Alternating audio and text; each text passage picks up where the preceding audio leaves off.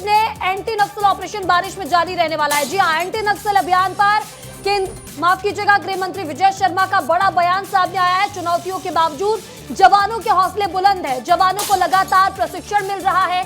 बारिश में ऑपरेशन चलाना बेहद कठिन है, ऐसा गृह मंत्री ने बताया है। हिम्मत के आगे हर मुश्किल आसान होती है। तो बड़ी खबर आपको बता रहे हैं, जिस तरह से केंद्रीय गृह मंत्री अमित शाह छत्तीसगढ़ आए थे और उन्होंने कहा था कि बारिश के दिनों में भी नक्सलियों को सोने नहीं दूंगा।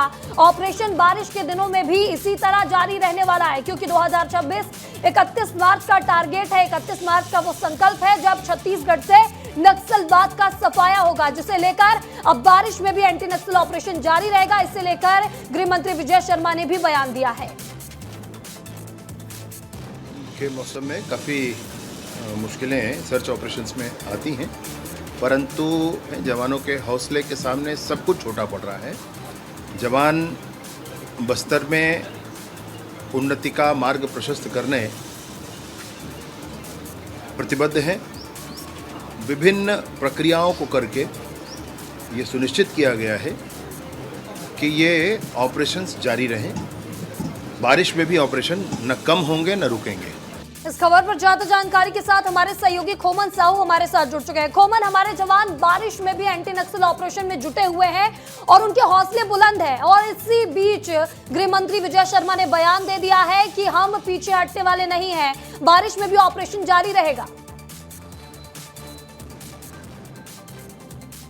देखिए महिमा, 2-3 चीजें आपको बताता हूँ, उससे आपको समझ आ जाएगा और हमारे दर्शकों को भी समझ आ जाएगा। क्योंकि केंद्रीय गृह मंत्री अमित शाह ने टारगेट रखा है मार्च 2026 तक छत्तीसगढ़ से नक्सलवाद खत्म करना है, और 9 महीने का वक्त बच गया है। ऐसे में बहुत कम समय बचा है।